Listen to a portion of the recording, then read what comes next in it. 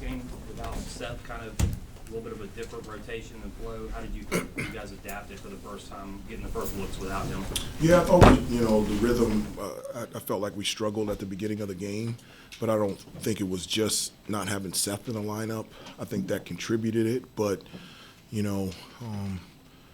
Radford's switching defenses, playing zone, Jiren twisting his ankle, him going out, Caleb getting in foul trouble. And so it caused us to play some different lineups that either one, we hadn't played thus far, or two, haven't played extended minutes. And so I think that contributed to us not being in rhythm. I felt like the latter part of the first half, we started to find that rhythm.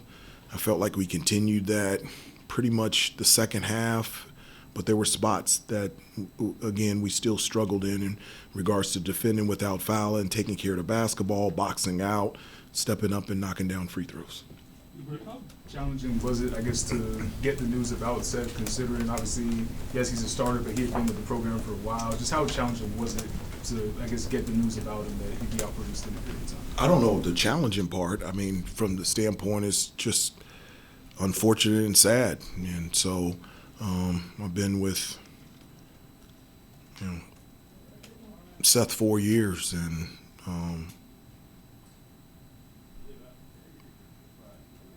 I wanted him on the floor.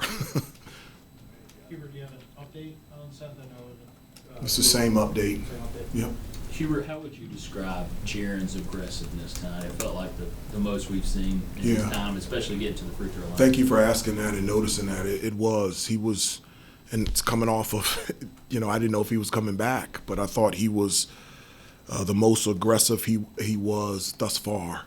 And one, he has the ability to do that, and number two is that's exactly what we need. With his size, obviously defensively, he can do a number of different things, but on the offensive end, he scored in many different ways. I mean, it was from three, free throw line, post-ups, offensive rebounds, in transition, and so that's something that we're going to need for the remainder of the season. How do you think Luca did in Seth's absence? You saw the lineup there.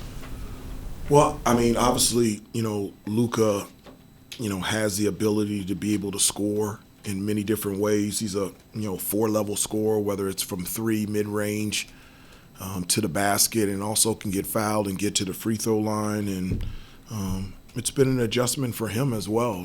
It's only his third game, and so I was really proud of his effort.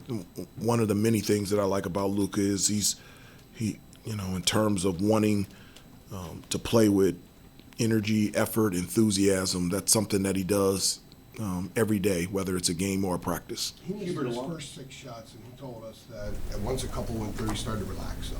Started to get more a little bit in the groove. Was that the most relaxed you've seen him play, the most in groove you've seen him play since he got here? Well, I think he's always a very confident player and somebody that's very sure of himself out there on the floor. I really felt like what got him going was getting to the basket, getting to the free throw line, getting a layup in transition. When your shot isn't going in, you always try to get a little bit closer and try to find that rhythm, and I felt like it did. But as you can see, Luca has tremendous confidence in his game, and he continued to play and play well. Hubert, along those lines with Luca, did you have any sort of special instructions for him going into the lineup now, as opposed to coming off the bench? A conversation, a word of advice, anything like that? Did you do anything different with him starting now? No, not really. I mean, again, this lineup change just happened a couple days ago, so there's an adjustment period for all of us of trying to find the rhythm with this group, with this team. And so, we were trying to find it tonight, and we'll continue to get better at it with practice tomorrow on Thursday, and in hopes of being a lot better on Friday. How much of an opportunity is this for a guy like Luca, for Jonathan, for Garrett Dixon, and how might that help your depth later on when Seth does come back? I think it's very valuable for those guys. One of the things I always say is, I don't know when, where, how, and the manner in which you're going to get an opportunity, but when it happens, your job and responsibility is to be ready when your number is called. And it's obviously we're sad that Seth is not able to play right now, but it is a wonderful opportunity for a number of guys that'll get extended minutes and help us with our depth moving forward. You guys were looking at bringing Luca in and looking at film.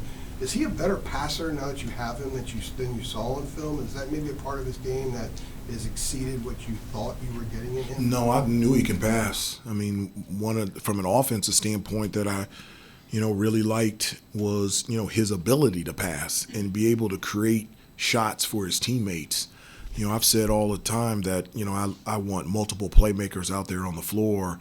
He gives us another playmaker that can make plays for himself, but also make plays for his teammates. Michael, some of the creative passes, like the driving hook pass to Caleb for an alley-oop. I mean, you can't teach that. And we didn't teach that, but it worked. What are you seeing about the creativity of his passing?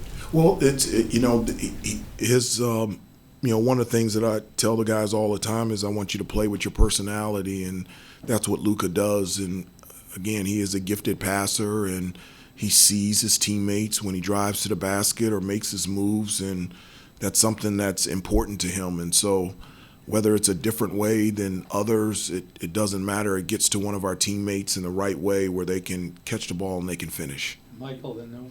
Hubert, what does it say about this team that you guys can scuffle in the first half, like you said, leave some points at the free throw line, but you still score? We left 89? 18 points at the free throw. That's not just some. You still score 89. You still lead by 26 late in the second half, win by 15.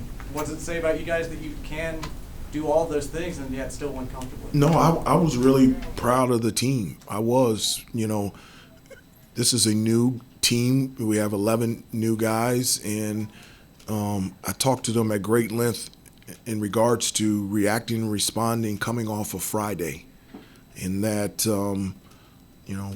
when you have success, those are the times that you have to dive even deeper to the discipline and details that have allowed you to be successful. And so to be able to do that and to play against, a really good Radford team, to be out of rhythm, to have different lineups, and to figure out a way to come away with a win, that's something to be proud of.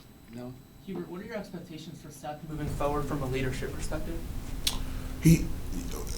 Irregardless if he's in the lineup or not, Seth has always been one of our leaders on our team. And so, he's done it on the court. He's done it off the court. He was in our huddles communicating to the guys, and it's something that he's done a really good job with this year, and has enjoyed taking that leadership role, which has been exciting to see. And so he still provides that for the team, and he will continue to do that for the remainder of the season. Brendan?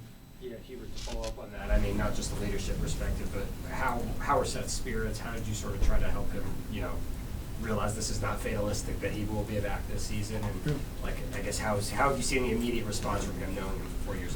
No, he's done a really good job handling this, and he understands that he's going to be back, and he's going to be back soon, and that he's going to be out there on the court again. And so, again, going back to reacting and responding, I told him a story that, personal story. My second year, I was really in a good spot with New York with the Knicks, and just happened to run into John Koncak from the Atlanta Hawks, and broke my hand. And I was out 6 weeks, and I thought it was the worst thing that ever happened to me. The timing was horrible. And those 6 weeks, I worked on my left hand, and when I came back, my left was better than my right, and it actually made me a better person, a better player, and it allowed me to take a step back and be able to see something that I wouldn't have seen had I been playing. And that year we went to the NBA Finals. And so use this as a positive, even though it's unfortunate. Thank you, Hubert. All right, thank you. We will see you all on.